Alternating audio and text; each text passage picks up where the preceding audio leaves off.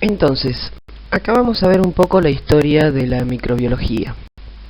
Y digo un poco porque tenemos que pensar que la historia de la microbiología es mucho más amplia de lo que nosotros vamos a ver. Pero vamos a citar, ¿no es cierto?, algunos, digamos, investigadores y científicos, filósofos inclusive, que marcaron, ¿no es cierto?, se destacaron y marcaron hitos en la historia de la microbiología. Así como también vamos a tratar de estudiarla, es lo que recomiendo, de verla de una manera como una continuidad de hechos, ¿no es cierto?, una sucesión, y en muchos casos, ¿no es cierto?, la historia va entrelazándose entre lo que hacía un científico y lo que hizo otro después. Los microorganismos procariotas aparecieron en la Tierra hace 3.500 millones de años, mucho antes que el hombre, como ustedes pueden ver en esta diapositiva. La historia de la microbiología está muy relacionada a la historia de la medicina y a la historia de la humanidad, debido a las enfermedades que el hombre padecía. En la época prehistórica, edades de piedra, bronce y de hierro son poco conocidas, ¿no es cierto?, debido a la falta de tradición escrita, o sea, poco se conoce de esa época. El hombre primitivo, en su ignorancia, confundía, por ejemplo, el movimiento con vida. Lo natural era sobrenatural para él: el fuego, los rayos, las tormentas, los truenos. Las enfermedades eran explicadas a través de un concepto animista que dotaba de vida a todo lo inanimado. Se creía que la enfermedad era un espíritu maligno que penetraba al cuerpo del enfermo. Eran producidas por enemigos sobrenaturales de los hombres o por espíritus de los muertos. La enfermedad era algo material que por medio de ciertas prácticas se podían extraer de los enfermos. Con el adelanto de la civilización, la humanidad se organiza en comunidades a través de la religión y los cultos. Religión y medicina quedan muy unidas. Los dioses eran los únicos que podían intervenir en la producción y en el curso de las enfermedades. Los egipcios, asirios, judíos, griegos y demás civilizaciones consideraban a las enfermedades obra de los dioses, concepto que existió hasta la época de Hipócrates, 460 a 370 años antes de Cristo, considerado el padre de la medicina. Sostenía que las epidemias eran causa de partículas que se encontraban en el aire, a las que denominó miasmas, y ahí surge la teoría miasmática. Otra teoría importante perteneció a Aristóteles, 384 a 322 antes de Cristo. Esa fue la época en que vivió. Griego también, que propuso una teoría conocida como la teoría de la generación espontánea o abiogénesis. Esta teoría sostenía que podía surgir vida compleja, animal o vegetal, de forma espontánea, a partir de materia inerte, o sea, orgánica o inorgánica, o sea que la materia no viviente podía originar vida por sí. Esta idea, totalmente errónea, perduró mucho tiempo en la comunidad científica, alcanzando el siglo XVII. O sea, fue una de las teorías, equivocadas que más tiempo permaneció en la historia. Es importante recordar esta teoría de la generación espontánea por su relación con el científico Louis Pasteur, como se verá más adelante. En el período medieval renació el culto de la curación por la fe, la intervención de los santos y su poder curativo. Fue en esta época en que se desarrollaron grandes epidemias que ocasionaron graves pérdidas a la humanidad. La densidad de las poblaciones habían aumentado sin mejorar sus condiciones de vida. Las guerras y el hambre propiciaban el ambiente para la aparición de enfermedades. Sin embargo, en esa época se empezaron a tomar algunas medidas preventivas, como ser, por ejemplo, impedir el ingreso de personas enfermas a las ciudades o expulsarlas de ellas si estaban enfermas. El Renacimiento se caracterizó por ser una época de grandes descubrimientos y desarrollos de la ciencia y el arte. En microbiología, el precursor en este periodo fue un médico italiano nacido en Verona, Girolamo Francastoro, que en el siglo XVI Estudiando enfermedades infecciosas y su propagación, establece el concepto de enfermedad contagiosa y la teoría de la transmisión y las formas de contagio. Se lo considera, ¿no es cierto?, el iniciador de la epidemiología moderna. Dentro, ¿no es cierto?, de sus teorías se les decía que la enfermedad podía ser transmitida por contacto directo, o la transmisión podía ser a través de fomes, que son los fomites, o sea, objetos inanimados, y la transmisión a distancia, ¿no es cierto?, o sea, contacto directo, indirecto y demás. Son todas, digamos, teorías que tienen que ver con la epidemiología y la transmisión de las enfermedades. Fue así que en la Edad Moderna se produce un descubrimiento trascendental para la humanidad y la microbiología, el descubrimiento del mundo microbiano, con la invención del microscopio. Un holandés, Anthony van Leeuwenhoek, puliendo lentes, crea el primer microscopio simple, que consistía en una única lente montada entre dos láminas metálicas, como ustedes pueden ver ahí en el dibujo. Entonces, era una lámina, ¿no es cierto?, una aguja donde se colocaba la muestra, una lente que estaba en esa lámina, y a través de un tornillo, ¿no es cierto?, se daba el foco a lo que se quería observar. Bueno, acá podemos ver en más detalle, ¿no es cierto?, al microscopio ideado por Leeuwenhoek. La muestra se colocaba en el extremo de un alfiler, que está acá en punta, unido a la placa posterior, y se enfocaba manipulando tornillos. Este microscopio proporcionaba una imagen de hasta 300 aumentos. Leeuwenhoek observó los glóbulos rojos, los espermatozoides, los protozoarios, entre otras cosas.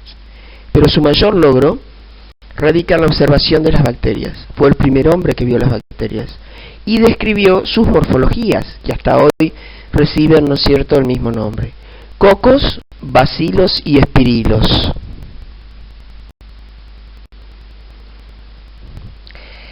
Si bien otros científicos utilizaron microscopios, ¿no es cierto?, más complejos, o sea, microscopios compuestos, porque tenían dos lentes, como el caso de Robert Hooke, las observaciones no fueron mejores debido a las aberraciones cromáticas.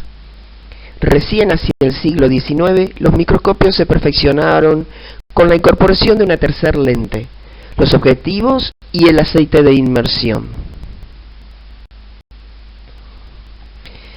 Bueno, a partir de este descubrimiento, es decir, del descubrimiento de las bacterias, los científicos comenzaban a preguntarse cuál era el origen de estas formas, recordando que todavía persistía la teoría de la biogénesis, teoría, ¿no es cierto?, del griego Aristóteles.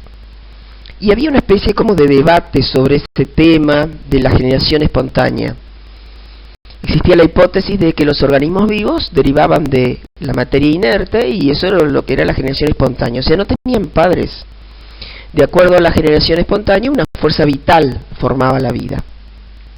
Y existía también una hipótesis alternativa, que los organismos vivos se derivan de la vida preexistente y se llama biogénesis. O sea que todos los organismos vivos tenían antecesores que les habían dado origen. Para aquel entonces, Francesco Redi había demostrado que los gusanos que se desarrollaban en la carne en putrefacción eran moscas en estado larvario, ¿no es cierto?, porque se creía que los gusanos y las moscas se generaban de la carne. Otro italiano, Lazzaro Spallanzani, comprobó que una infusión hervida en un frasco tapado no se contaminaba, pero demostrar que los microorganismos no se desarrollaban espontáneamente en los caldos era mucho más difícil. Hacia 1860, los científicos se dieron cuenta de que existía una relación causal entre el desarrollo de los microorganismos y los cambios químicos de las sustancias orgánicas. El pionero en estos estudios fue Louis Pasteur. Él demuestra que una infusión o caldo hervida podía permanecer estéril y sin cambios si no entraba en contacto con el aire. El experimento consistía en hervir una infusión en un matraz con cuello de cisne, doblado en forma de S, y abierto en su extremo. La infusión no se contaminaba, mientras que si se rompía el cuello y el aire entraba directamente, la infusión se descomponía. ¿Por qué? Porque los microorganismos, el polvo y los microorganismos quedaban retenidos, ¿no es cierto?, en las curvaturas del cuello de cisne. Pasteur demuestra de esta manera que los microorganismos estaban en el aire y gana la batalla sobre la generación espontánea. Entonces Louis Pasteur fue uno de los que, digamos, da por tierra, ¿no es cierto?, con la teoría, o pone fin a la teoría de la biogénesis. Un científico inglés contemporáneo de Pasteur, John Tyndall, probó que las partículas del aire invisibles normalmente podían verse cuando se pasaba un rayo de luz concentrado a través de una habitación oscura. Esto nosotros lo vemos también, ¿no es cierto?, en la naturaleza.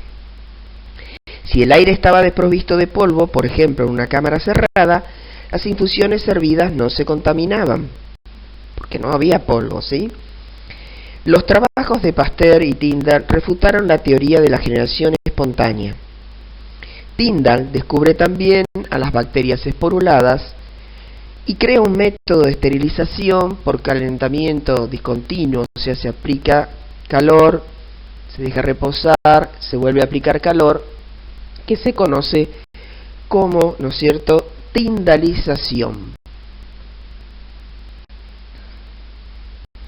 Bueno, tenemos que ver que Pasteur fue un investigador, ¿no es cierto?, muy activo y muy prolífico, y digamos que realizó otros trabajos, ¿no? Pasteur, estudiando las fermentaciones, descubre que había microorganismos que vivían en ausencia de aire, propuso él, y lo llamó a microorganismos anaerobios. Los contrarios serían los aerobios, ¿no?, los que viven en presencia de aire. En realidad el término no es totalmente correcto porque los microorganismos viven en ausencia de oxígeno. El aire, ¿no es cierto?, es un gas complejo. Pasteur también descubre las levaduras y los lactobacilos, estudiando, ¿no es cierto?, digamos, la alteración de la fermentación del vino y demás. Descubre las levaduras y los lactobacilos, los fermentos buenos, las levaduras, los fermentos malos, en aquel momento los lactobacilos que agregaban al vino. Y también propone, en este caso, un proceso para la conservación de los alimentos que se conoce con el nombre de pasteurización y que hoy en día, ¿no es cierto?, se encuentra ampliamente aplicado a una gran variedad de alimentos. En un momento determinado de sus estudios, Pasteur se interesa por la inmunología, porque él no podía creer que, digamos, el organismo de un ser vivo no pudiera defenderse contra esos seres tan chiquitos, contra esos microorganismos, ¿no? Entonces, Pasteur se dedica a aplicar técnicas de atenuación del poder patógeno de diferentes microorganismos y consigue así desarrollar vacunas para prevenir enfermedades. Entonces, trabaja, ¿no es cierto?, a partir del envejecimiento de cultivos con un microorganismo que es la Pasteurella multocida, que afecta a las aves y produce el cólera aviar. Trabaja también realizando pasajes a otras especies, como el caso del Erysipelotrys russopatiae, que produce el mal rojo del cerdo. Entonces él lo inoculaba en otras especies que no fuera el cerdo y así conseguía un microorganismo que tenía atenuado su poder patógeno. Con métodos digenésicos, o sea, aplicó métodos digenésicos, para, ¿no es cierto?, lograr la atenuación del Bacillus de Anthracis que produce el carbunclo. En este caso aplicaba altas temperaturas a los cultivos. Eso es un método digenésico. O sea, dar una condición inapropiada al microorganismo de tal manera que disminuye su virulencia. Y aplica también un método de desecación En este caso fue con el virus rábico que produce la enfermedad de la rabia. Pasteur nunca había visto, imposible, en aquella época no existía el microscopio electrónico, al virus de la rabia, pero sospechaba, ¿no es cierto?, de que había un agente etiológico capaz de producir esta enfermedad.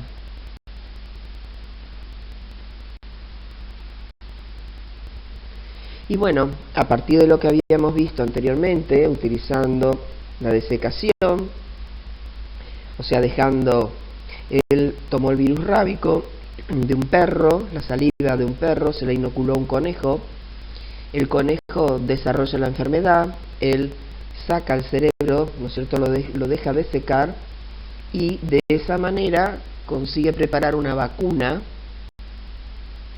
y esta vacuna la aplica en el año 1885, según cuenta la historia, a un niño de 9 años que se llamaba Joseph Meister y que había sido mordido por un animal rabioso, salvándole la vida. El éxito de este procedimiento, ¿no es cierto?, y el éxito del descubrimiento de esta vacuna determinó que a su muerte, o sea, a la muerte de Louis Pasteur, todos los centros antirrábicos llevan el nombre de Pasteur, ¿no es cierto?, se conocen como Institutos Pasteur. La etiología de las enfermedades. Los científicos ya habían visto a las bacterias y reconocían su papel en los cambios químicos de la materia orgánica, como vimos hasta ahora, ¿no? Sin embargo, los médicos se negaban a aceptar la idea que esos seres tan pequeños podían causar los síntomas y las lesiones tan graves que se observaban en las enfermedades.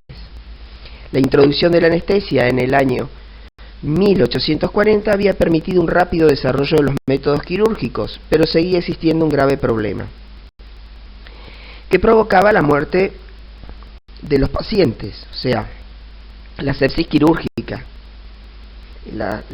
Digamos, las intervenciones quirúrgicas eran un éxito, pero los individuos estaban expuestos, ¿no es cierto?, con heridas abiertas durante tanto tiempo al aire, y ocurría eso, ¿no es cierto?, una infección, una sepsis quirúrgica.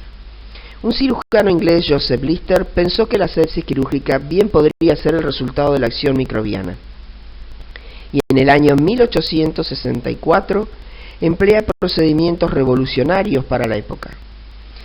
Por ejemplo, la esterilización del instrumental quirúrgico, el uso de vendajes, el uso de antisépticos en las heridas y la desinfección de las salas con fenol. O sea, él rociaba las salas donde se realizaban las intervenciones quirúrgicas con fenol. El descubrimiento de las bacterias como agentes etiológicos de enfermedades en los animales se realizó a través del estudio del carbunclo. Entre 1863 y 1868, Davine demostró que los bacilos estaban presentes en los animales enfermos. Sin embargo, fue Robert Koch, un médico rural alemán, quien demuestra la etiología de esta enfermedad, realizando inoculaciones experimentales en ratones, y a partir de esto surgen sus famosos postulados. Es decir, Robert Koch teoriza 4 postulados que deberían cumplirse para poder establecer al agente etiológico de una enfermedad. Es decir, que tal o cual agente etiológico es responsable de esa enfermedad. Entonces, estos son los 4 postulados. El microorganismo debe estar presente en todos los casos de enfermedad, es decir, en todos los individuos enfermos. Debe aislarse del animal enfermo y obtenerse en un cultivo puro. La enfermedad debe reproducirse cuando se inocula, ¿no es cierto?, a este microorganismo, a un huésped susceptible sano, y luego el microorganismo debería poder recuperarse nuevamente, ¿no es cierto?, en un cultivo otra vez puro.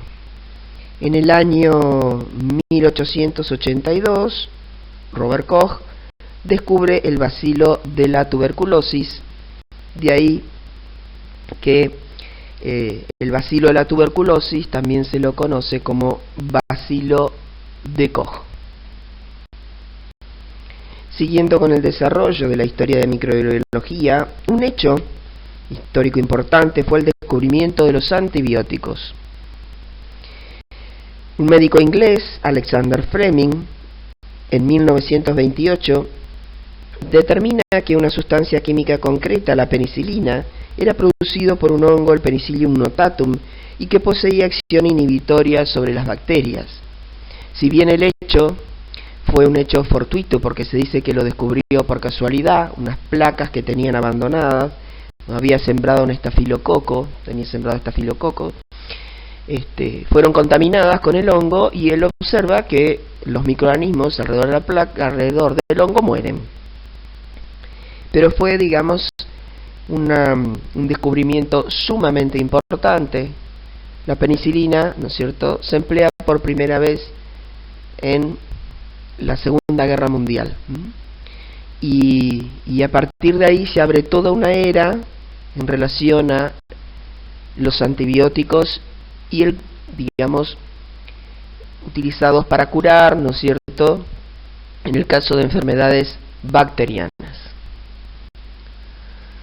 Hasta aquí hemos venido hablando sobre, ¿no es cierto?, la historia de la microbiología, pero solamente haciendo mención a las bacterias. Sin embargo, ¿no es cierto?, hay otros microorganismos que tenemos que ver también dentro de la microbiología y que tuvieron su propia historia. Se sabe que desde la antigüedad la humanidad tuvo conocimiento de dos enfermedades provocadas por los virus: la rabia, cuyos síntomas fueron descritos en detalle por el griego Aristóteles, y la viruela, como lo demuestran las lesiones halladas en momias egipcias y descripciones de esta enfermedad que también fueron documentadas en la China del siglo IV. Se sabe que alrededor del año 1000 los chinos practicaban un proceso conocido como variolización, el cual consistía en inocular costras o pus de viruela, ya fuera por vía cutánea o nasal, induciéndose así a una forma más leve de la enfermedad que protegía contra la viruela causada por una exposición natural. La esposa del embajador inglés en Constantinopla, Mary Wortley Montagu, importó esta técnica a Europa en 1721, pero durante más de un siglo su aplicación estuvo rodeada de controversia y no tuvo mucho éxito. Tenemos que recordar que fue la viruela una de las enfermedades más temidas de la antigüedad, porque provocó pandemias muy importantes con, ¿no es cierto?, un alto grado de mortalidad. Obviamente es un virus, un alto grado de mortalidad. Tal es así que los historiadores, ¿no es cierto?, y sobre todo en la historia de la medicina, se dice que el conquistador Hernán Cortés nunca hubiese podido someter al imperio azteca de no haber sido porque tenía un aliado silencioso. Ese aliado silencioso era el virus de la viruela. Es decir, en América los indios nunca habían tenido viruela, porque la viruela no existía en América. Y fueron los conquistadores los que trajeron, ¿no es cierto?, a estas tierras esa enfermedad. Entonces, fue en el año 1796 cuando Edward Jenner observó que los ganaderos que se contagiaban de una enfermedad de las vacas, conocida por aquel entonces como viruela vacuna, nódulos de las manos del ordeñador, no padecían la enfermedad posteriormente. De esta forma procedió a inocular a un niño linfa del brazo de una lechera afectada de viruela vacuna. Unos días más tarde inoculó a un niño pus de viruela humana y comprobó que estaba totalmente protegido contra esta enfermedad. Realizó así entonces este experimento en otros niños, obteniendo el mismo resultado, por lo que decidió plasmar sus experiencias y convirtiéndose así, podríamos decir, en la verdadera primer vacuna utilizada en forma masiva en la historia de la humanidad. La virología ha sido, sin dudas, dentro de la microbiología, la rama que tardó más en desarrollarse. Y esto se debió a la imposibilidad de poder observar y cultivar los virus. Fue un botánico ruso, Dmitry Ivanovsky, que en 1892 observó que la enfermedad del mosaico del tabaco podía ser reproducida experimentalmente usando extracto de plantas infectadas, que las hacía pasar a través de un filtro de porcelana, reteniendo las bacterias. Entonces se dio cuenta que no eran las bacterias las que provocaban la enfermedad. Este tipo de agente infectivo filtrable fueron llamados al principio virus filtrables, ¿cierto?, porque pasaban esos filtros. En el año 1898, Loeffler y Frosch descubren los virus animales al comprobar que un virus filtrable era el responsable de la fiebre aftosa. En 1901, Reed descubre el primer virus humano, el virus de la fiebre amarilla. Entonces, durante el siglo XX la microbiología experimentó un rápido desarrollo en dos direcciones distintas, pero que son complementarias, es decir, podemos hablar de una microbiología básica y otra aplicada. En dicho periodo, ¿no es cierto?, aparecieron nuevos instrumentos de estudio, lo que permitió, ¿no es cierto?, que la ciencia microbiológica tuviera nuevas ramas y subdisciplinas, como ser la microbiología del suelo, la agrícola, la industrial, microbiología de los alimentos, la ecología microbiana, entre otras. Con la introducción de las técnicas moleculares y genómicas, actualmente podemos decir que la microbiología es una ciencia que continúa su expansión y siempre, ¿no es cierto?, orientada o utilizada como herramienta aplicada para dar una mejor calidad de vida a los seres humanos. Acá tenemos, ¿no es cierto?, algunos de los últimos descubrimientos o hitos dentro de la microbiología posmoderna. Por ejemplo, en el año 1977, Carl Guth establece, ¿no es cierto?, la clasificación molecular de los seres vivos y revela la existencia de 3 ramas o dominios filogenéticos existentes en la actualidad. Esto lo vamos a ver más adelante cuando veamos el árbol de la vida, cuando veamos clasificación, taxonomía. Y estos dominios son el dominio arquea, el dominio bacteria y el dominio eucaria. En 1983, Luc Montagnier descubre el virus de la inmunodeficiencia humana, ¿no es cierto?, el virus del SIDA, el VIH. En 1997, Stanley Prusinier descubre a los priones, que son partículas infecciosas de naturaleza proteica que no tienen ácido nucleico y que están relacionadas a enfermedades neurodegenerativas, ¿sí? O sea, producen degeneración a nivel del sistema nervioso. Warren y Marshall, que descubren el Helicobacter pylori, ¿no es cierto?, principal responsable de las úlceras gástricas. En el 2008 tenemos a Hansen, Barré y Montagnier, que descubren el virus del papiloma humano y cáncer cervical. Y bueno, y así sigue avanzando, ¿no es cierto?, la microbiología. Fíjense ustedes que ya en el siglo XXI, como estamos ahora, vamos a tener, por ejemplo, un hecho que realmente va a ser referido en la historia como algo muy importante, que fue esta pandemia del coronavirus, la secuenciación del coronavirus y las vacunas que se realizaron en tiempo récord para combatir a la enfermedad. Y todo eso a través, ¿no es cierto?, de, entre otras disciplinas, la microbiología. Acá podemos apreciar la línea del tiempo de la historia de microbiología, donde están, ¿no es cierto?, los años y bueno, y los principales, podríamos decir, referentes, ¿no es cierto?, de esta historia de la microbiología, con algunos de los digamos, descubrimientos que realizaron.